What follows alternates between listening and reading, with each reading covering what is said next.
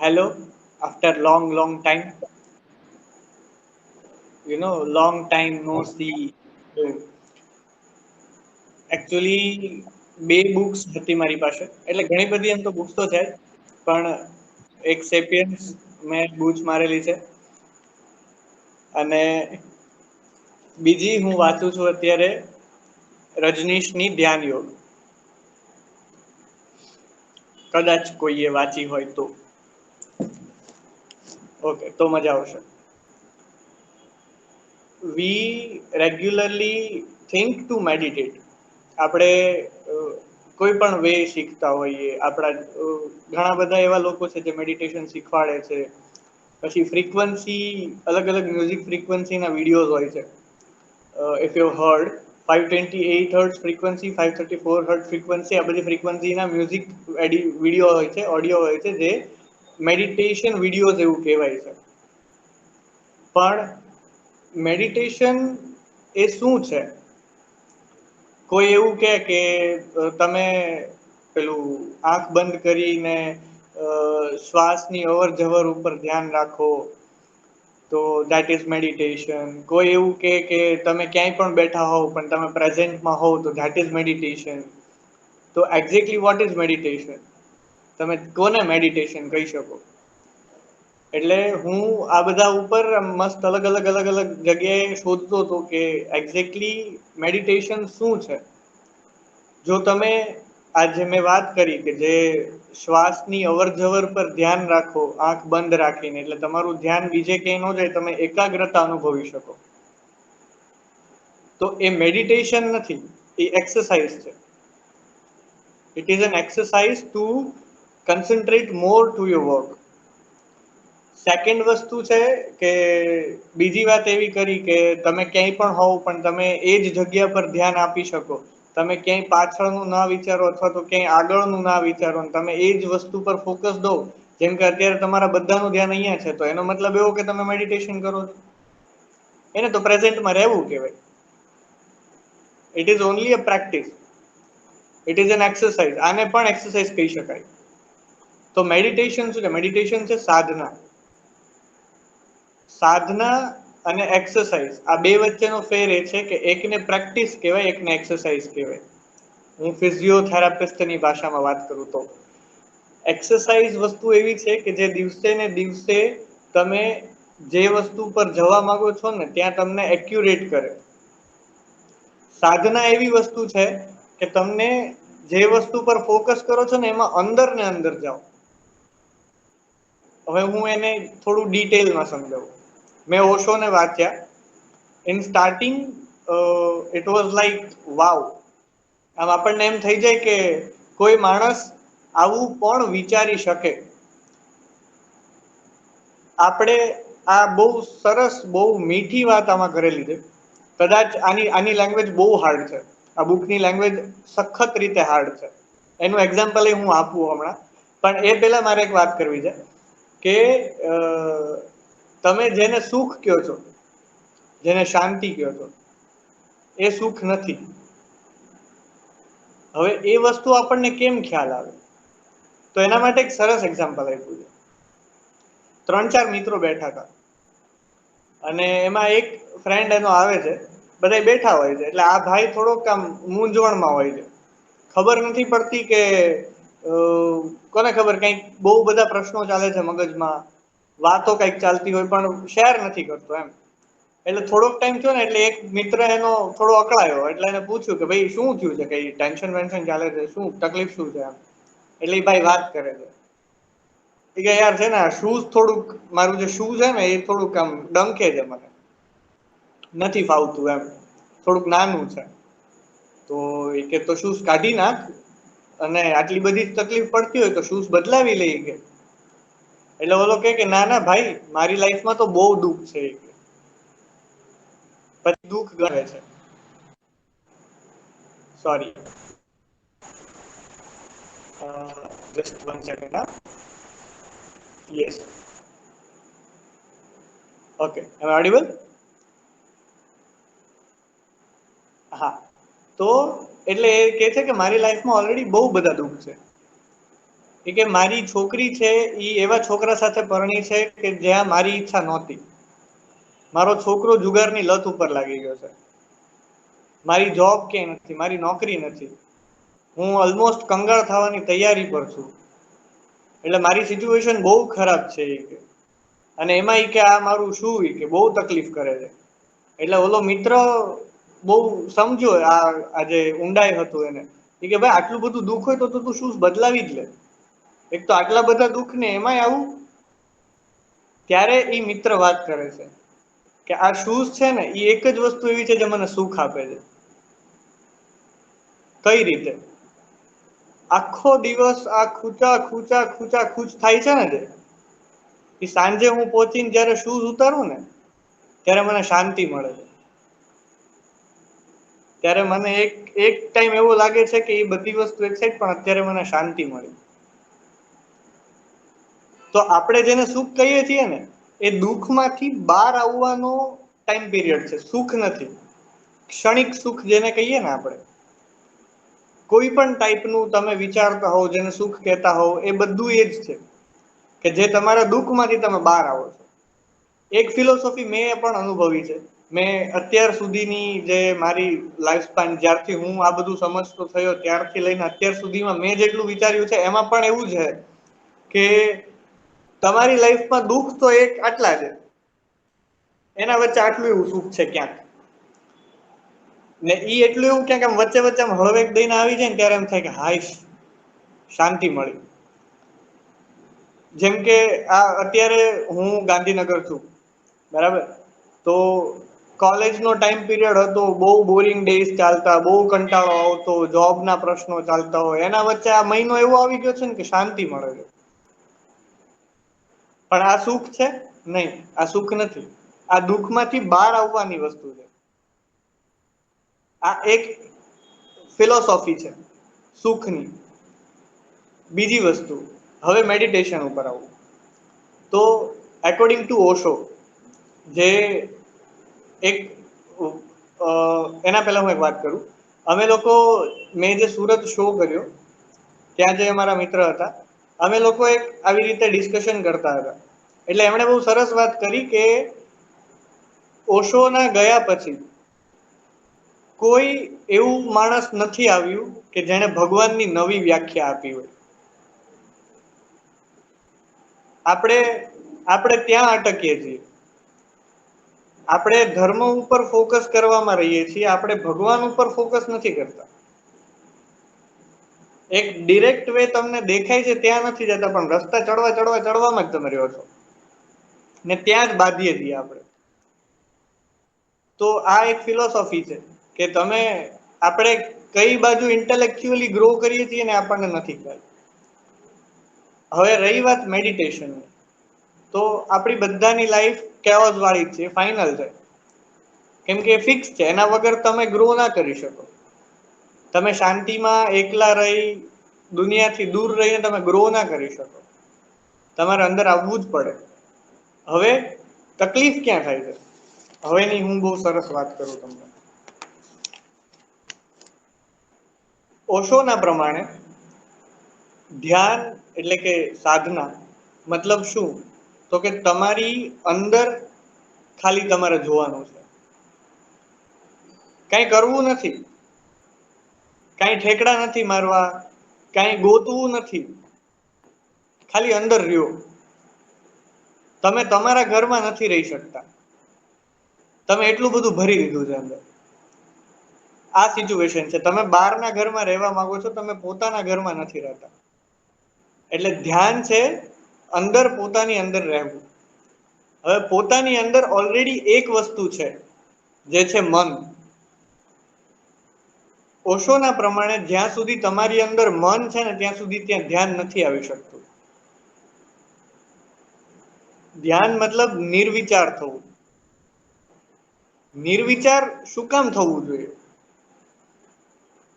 નિર્વિચાર થવાથી તમે તમારી જાતથી સેપરેટ થાવ છો.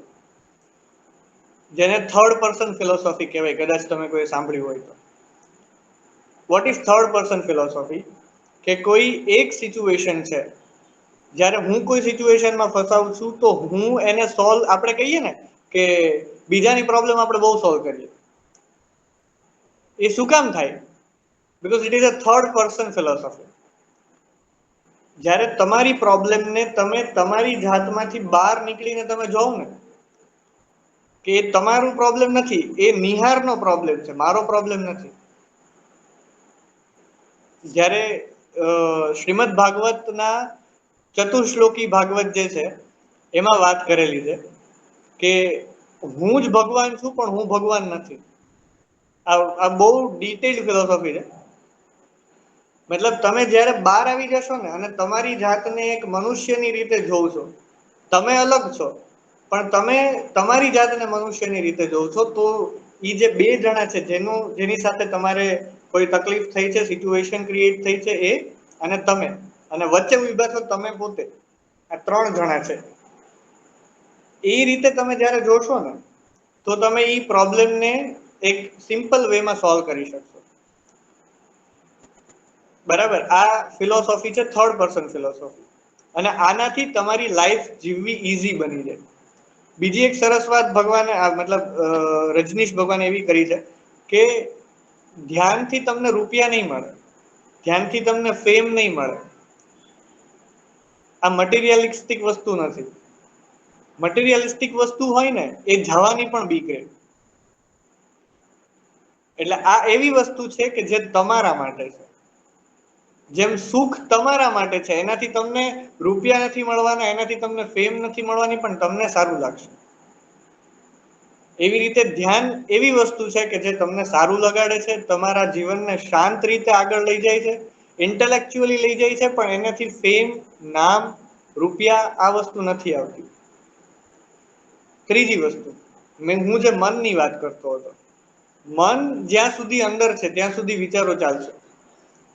According to research, we think of almost 60,000 different thoughts in a day. અને જો તમે એવું કહેતા હોય ને કે 60,000 થોટ આવે છે એક મનુષ્યના જીવનમાં એક દિવસમાં, તો ઈ મેલના જીવનમાં હોય. If you talk about females, it would be 1,20,000 thoughts. Exactly આટલું બધું છે. બરાબર? હવે આ બધી જ વસ્તુમાંથી તમારે બહાર આવવાનું છે. કેમ કે જ્યાં સુધી આ વિચારો છે ત્યાં સુધી તમે આગળ નહીં વધી શકો. તો હવે એના માટે એક સરસ વાત જે હું તમને સંભળાવવા માંગુ છું, જે હું તમને અઘરી વસ્તુ કહું છું ને, મેઇન ટાઇટલ એવું છે, ધ્યાન કી અનુપસ્થિતિ હૈ મન. મનનો મતલબ શું છે કે તમારામાં ધ્યાન નથી, તમે ધ્યાન નથી કરી શકતા. બરાબર? આ એક સિમ્પલ વાક્ય છે. હવે આ જ વાક્યને તમે આગળ જ લઈ જઈએ, પણ એટલી જડ લેંગ્વેજ, એવી હાર્ડ લેંગ્વેજ કે તમારે એક એક શબ્દ ઉપર ધ્યાન દેવો પડશે. હું સ્ટાર્ટ કરું છું. શાખા જે છે, શાખાઓ, શાખા મતલબ મનના વિચારો. બરાબર? વિચારો મતલબ મનમાં જેટલા વિચારો ચાલે છે એ મનની શાખાઓ છે.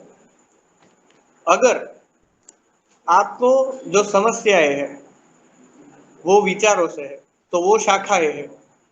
अभी काटना है तो अगर आप शाखाओं को काटेंगे तो वो वापस आएगी. अगर काटना है तो जड़ को काटो. जड़ मतलब मन. ठीक है? मन है जड़. इस जड़ को काटो ध्यान से. क्यों? क्योंकि मन है समस्या. यहां तक ठीक है? मन है समस्या, ध्यान है समाधान. दो कॉलम बनाओ, मन है समस्या, ध्यान है समाधान. मन में समाधान नहीं है, मन में समाधान नहीं है, और ध्यान में समस्या नहीं है, क्योंकि मन में ध्यान नहीं है. मन में ध्यान नहीं है और ध्यान में मन नहीं है.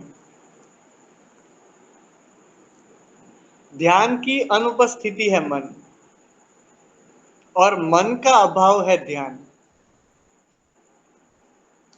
आ આટલું સમજતા મારે એટલીસ્ટ 20 મિનિટ્સ થઈ કે એ ક્યાં લઈ જાય છે। વાત એક જ છે પણ અંદર સુધી જવું છે, બરાબર। આ આ તો વાત થઈ કે કોને ધ્યાન કહેવાય। ધ્યાન સુધી આગળ પહોંચવું કેમ? તો ધ્યાનના અલગ અલગ પ્રકારો છે જે આમાં બતાવેલા છે, બરાબર। હવે બધા જ તમે ધ્યાનના પ્રકારોમાં આપણે નથી જઈ શકતા, કારણ કે એ ધ્યાન બહુ તમારી સાધના માંગી લે છે। એની પ્રેક્ટિસ બહુ અઘરી છે, કે ત્યાં સુધી પહોંચવું બહુ અઘરું છે, ઇમ્પોસિબલ નથી પણ બહુ અઘરું છે, જેના માટે તમારે એને પૂરતો સમય આપવો પડે, બરાબર। એક નોર્મલ 2-3 ડિવિઝન છે એના। એક છે કુંડલિની ધ્યાન, પછી એક છે મંડલ ધ્યાન। આ બે અને થર્ડ હતું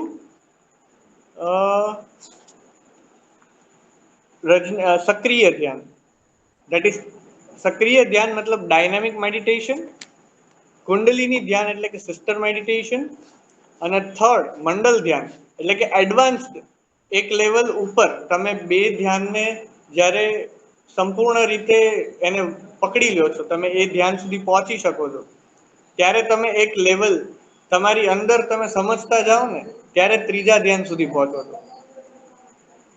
આ ધ્યાનના પ્રકારો છે। આ ત્રણની અંદર બીજા 6 પ્રકારો છે, એટલે હું એ ડિટેલમાં નહીં જાઉં।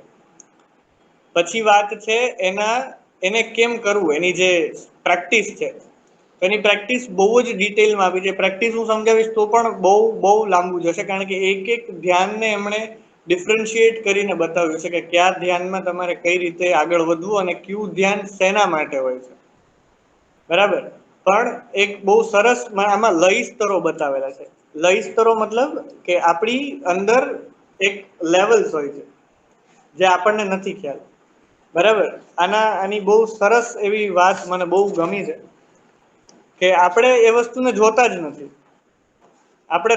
આપણે છે ને ઉપરથી જ વાત કરીને ઉપરથી જ બધું પતાવી દઈએ, અંદર સુધી પહોંચતા જ નથી। એટલે એ બહુ સરસ વાત છે। Just I would take 1 minute. હા, ગોટ ઇટ।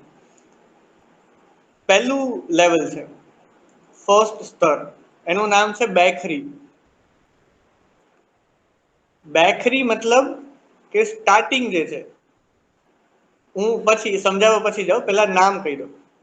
पहला ध्यान का नाम है बैखरी, दूसरा है मध्यमा, तीसरा है पश्यंती। હવે ध्यान का विज्ञान कहता है कि पहला तल बोलने का है। આપણે જે કંઈ પણ વાતો કરીએ ને એ પહેલું લેવલ છે। दूसरा तल सोचने का है, और तीसरा जो तल है वो दर्शन का है। હવે હું આ વાતને સમજાવું। पश्यंती का अर्थ है देखना, तीसरा ध्यान, तीसरा तल, जहां शब्द देखे जाते हैं। आमा एग्जाम्पल એવું આપ્યું છે कि मोहम्मद कहते हैं कि मैंने कुरान देखी है, सुनी नहीं। वेद के ऋषि कहते हैं हमने ज्ञान देखा है, सुना नहीं। मूसा कहते हैं मेरे सामने 10 कमांडमेंट्स प्रकट हुए हैं, मैंने सुने नहीं है, दिखाई पड़े है। बराबर। હવે આમાં ઈ એક્ઝામ્પલ નથી આપ્યું, પણ આમાં હું એ વાત કરી શકું તમને કે ભગવદ્ ગીતા જે છે, જ્યાં કૃષ્ણ ભગવાન અર્જુનને બધી વાત કરે છે, તો ત્યાં એને શબ્દો દેખાયા છે અને સંભળાયા નથી। જે વાત આપણે ત્યાં સુધી પહોંચ્યા જ નથી। આ વાત મેં વિચારેલી છે કે તમે મસ્ત દશાવતારનું આખું સ્વરૂપ દેખાણું ચતુર્ભુજ વાળું, પણ એના પછી તમે એમ કહો છો કે 18 દિવસ સુધી એને ગીતા સંભળાવીને એવું બધું કર્યું, પણ વી વર નોટ ધેટ। એને શબ્દો જોયા છે, એને જેમ આમ વાત કરે છે કે ઉन्होंने ज्ञान देखा है, सुना नहीं है, શબ્દ દિખાઈ પડે है। આ છે ત્રીજું લેવલ જે તમારી અંદર હોય છે। હવે मूल बात, तीसरा तल भी ध्यान के हिसाब से मन का आखिरी तल नहीं है। चौथा एक तल है जिसे ध्यान का विज्ञान परा कहते हैं। ये 4 हमारी परतें हैं और इन 4 दीवालों के भीतर हमारी आत्मा है। આપણે એક પછી એક વસ્તુને ક્રોસ કરવી પડે પછી તમે ત્યાં સુધી પહોંચી શકો। હવે અહીંયા સુધી પહોંચવા માટે ધીરજ જોઈએ, જે આપણી પાસે નથી। કેમ કે ચોથા તલ સુધી પહોંચવા માટે તમારે સંપૂર્ણ રીતે મૌન થવું પડે, તમારા શબ્દો એને ન બતાવી શકે। ધેટ ઇઝ વોટ પરા ઇઝ, કે તો તમે તમારી અંદર સુધી પહોંચી શકો, બારે નહીં। એને એક્સપ્રેસ ન કરી શકો, એને તમારે ઇમ્પ્રેસ કરવું પડે। એ છે ધ્યાનનું વિજ્ઞાન। હજુ આમાં મને 5મું તલ પણ મળ્યું હતું, but I would have to find it, but it is what I have felt કે એમની ફિલોસોફી બહુ બરાબર છે કે ઇન્ડિવિજ્યુઅલ લેવલ ઉપર તમે આ વસ્તુને જોઈ શકો, આ વસ્તુને સમજી શકો કે ના આ વસ્તુ મને દેખાય છે એમ, કે મારી અંદર શું છે એમ, કે સુખ છે એ તમે સુખ જેને કહો છો એ નેગેટિવ વસ્તુ નથી, it is a positive thing. પણ તમે કોઈ દુઃખમાંથી બહાર આવો છો તો ધેટ ઇઝ નેગેટિવ થિંગ। તો સુખ ક્યારે નેગેટિવ ના હોય। આ બધી વસ્તુ આમ બહુ ગૂંચવણ વાળી છે, પણ બહુ પર્સનલ લેવલ ઉપર પણ આ વસ્તુ આ બધી વાતો કેવી હોય છે જે એક ટાઈમે પર્સનલ લેવલ પણ એટલી જ કનેક્ટેડ હોય અને એ જ ટાઈમે ગ્રોસ લેવલ પર પણ એટલી જ કનેક્ટેડ હોય। તમે સિંગ્યુલરલી વાત કરો તો પણ એ વસ્તુ ફીલ કરી શકો, અને એક હારે આખું વર્લ્ડ તમે લ્યો ને તો પણ એ વસ્તુને તમે રિલેટ કરી શકો। આ એવી યુનિવર્સલ વાતો છે। પણ હવે આમાં જે ધ્યાનના હું જે ધ્યાનની પ્રેક્ટિસની વાત કરતો હતો એ બહુ ડિફિકલ્ટી આપી છે। કેમ કે એમનું કેવું એવું છે કે આપણે તકલીફ વધારતા જઈએ ને તો જ્યારે તકલીફનો એન્ડ આવી જાય ને એ પછી સુખ જ છે, એ પછી શાંતિ જ છે। કેમ કે એનાથી ઉપર નથી કાંઈ। તમે તકલીફ જ જોવ છો ને, તો તમે એક તકલીફ આવીને અટકી જાવ છો એટલે તમે ક્ષણિક સુખ લ્યો છો, વળી પાછી તકલીફ આવે છે। તો આમાં ધ્યાનમાં કેવું કરાવે છે કે એ જ તકલીફને વધારતા જાય છે, મનના તણાવ સ્ટ્રેસને વધારતા જાય છે એ લેવલ સુધી કે એના પછી તમને શાંતિ સિવાય કંઈ નથી મળતું। એટલે આ ધ્યાન અઘરું છે। એટલે આ ધ્યાન માટે તમારે ધીરજ જોઈએ, આને સમજવું પડે અને આના માટે તમારે સમય આપવો પડે। તો હવે આખી બુકનું વાત તો હું નહીં જ કરું, કારણ કે આ વસ્તુ વાંચીને જ સમજાશે, પર્સનલ લેવલ ઉપર કનેક્ટ કરશો તો જ સમજાશે। But it is what philosophy is of meditation, કે તમે કોને મેડિટેશન કહી શકો at a personal level, individual level. આ એક વાત છે। સેપિયન્સ મેં ચાલુ કરી છે, પણ sapiens it's hard two connect, અને હું હજી એટલું બધું આગળ પહોંચ્યો પણ નથી। પણ આ બુક અહીંયા સુધી મેં રીડ કરી છે એટલે મેં આટલું કર્યું। વેરી નાઇસ, બહુ સારું, બહુ સરસ। આટલું તમે કર્યું એવું નથી, આટલું કર્યું કરો એવું છો છે। મેડિટેટ કરો છો? હા, ઓશોનું જ નહીં, એમનું કરજો। હું દર વીક હા, એટલે કરું છું, એટલે આ હું પર્સનલ લેવલ પર કનેક્ટ કરી શકું છું ને એક્સપિરિયન્સ થી કહું છું। હું મેડિટેટ નથી કરતી, પણ મને સાંભળવું ગમે છે મેડિટેશન વિશે। Same here. મારામાં એટલી ધીરજ નથી। પણ ખરેખર બહુ અઘરું છે આમાં તો જે ટાઈપ્સ બતાવેલા છે તો, અને મારા પપ્પાએ કમ્પ્લીટ ઓશોને વાંચેલા છે, કમ્પ્લીટલી। એટલે એ તો બહુ મોટા ફેન છે। ઇનફેક્ટ મારી પાસે ઓશોની ઓલમોસ્ટ બધી જ બુક પડી છે। નાઇસ। હું એટલું માનું છું કે મને જે ગમે છે ને એ હું કરું છું ને એ મારું મેડિટેશન છે। એક્ઝેક્ટલી, આ બધી જે વ્યાખ્યાઓ છે ને એ સારું ક્રોસેટિંગ અને નીટિંગ એ એક ટાઈપનું મેડિટેશન કઈ। હા, બસ એ જ અને ખરેખર એનાથી બહુ શાંતિ મળે મને। મારા માટે સેમ વસ્તુ કોડિંગ। ઓકે, નેક્સ્ટ કોણ જશે? જે લેંગ્વેજમાં જ હતું, તમે કંઈક ક્રિએટ કરો એ તમારું મેડિટેશન છે। તો તમારું ક્રિએશન એ તમારું મેડિટેશન છે। પણ જો સ્ટાર્ટ કરવું જ હોય મેડિટેશન તો નાદ બ્રહ્મથી કરજો, ઈઝી છે, થઈ શકશે. ના કર્યું હોય તો પણ. શ્યોર, ટ્રાય કરીશ. ચાલ.